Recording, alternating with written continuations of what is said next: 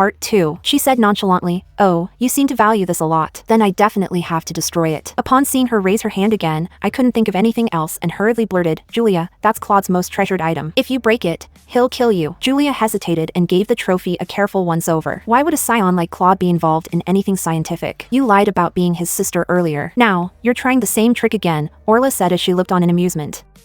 Julia frowned and bellowed, "You almost fooled me again. I'm begging you. I'll do anything if you don't smash it," I pleaded. At that moment, I thought of countless ways to stop this madwoman. Sadly, none of them seemed to work. Julia weighed the trophy in her hand as a smug smile formed on her lips. "You'd do anything? All right, then get on your knees and bark like a dog." Chapter 4. Julia, I'm telling you for the last time. I'm Claude's sister, and what you're holding is our parents' keepsake, I said in a trembling voice.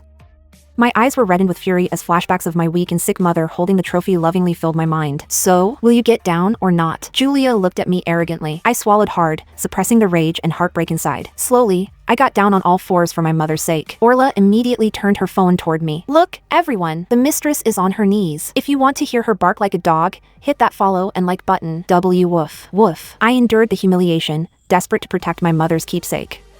The people around me burst out laughing. A crisp shattering sound suddenly rang out, causing my whole being to jolt like I'd been struck by lightning. "Oops, I'm sorry. My hand slipped," Julia said scornfully. The ground was littered with shards of glass, and among them, I could still make out the words "first prize." Julia looked at me with disdain. Her expression was smug, as if daring me to do something about it. At that very moment, I felt a burning rage deep within me. I lunged at Julia and grabbed her hair, clawing at her face with everything I had. I wasn't a fighter, so I was acting on pure instinct as my nails dug into her skin. I had only one thought: I wanted to destroy her. I moved so fast that no one reacted in time. By the time the group of women pulled me off Julia, there were scratches all over her face. I was still clutching a handful of her hair with pieces of her scalp attached. Julia clutched her face, screaming in rage. "How dare you hit me?" The people around were shocked by my crazed reaction. They held me down but didn't dare hit me. "Strip her and make her parade the streets naked. I want everyone to see her shameless and vile body. Record it. Post it on her college's website so her teachers and classmates can see her for who she is." Julia yelled furiously. She started tearing at my clothes, and I struggled desperately as 3 or 4 strong women pinned me down. I was only wearing a dress that day. So, Julia yanked it off in no time. As she reached for my underwear, I seized the chance to bite down on her hand. They desperately pried my mouth open and slapped me until my head spun. When I could no longer take it, I finally let go. My mouth tasted of blood, and it dripped down the corner of my lips. I glared at them, my eyes filled with hatred. None of them would get away with this as long as I was alive. "You psycho," Julia spat, looking at the deep bite mark on her hand. "You can't strip her any further. It's against streaming regulations, and the live stream will be stopped," one of the women reminded Julia. Julia felt conflicted as she eyed my sports bra and inner pants. "Fine, let's drag her out for the whole neighborhood to see."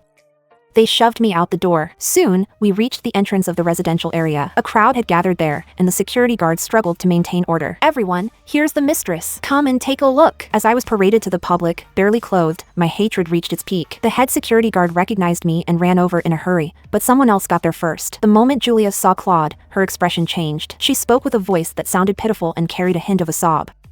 "You're here, Claude. Look how this brazen woman scratched my face." But before she could finish, Claude slapped her so hard that she tumbled to the floor. "Have you lost your mind? How dare you do this to my sister?" The crowd fell silent at Claude's outburst. They all stared at Julia in shock. Julia lay sprawled on the ground with blood trickling down at the corner of her mouth. Since her face was scratched and disheveled, she looked no better than me. Claude came over and kicked aside each of the women holding me.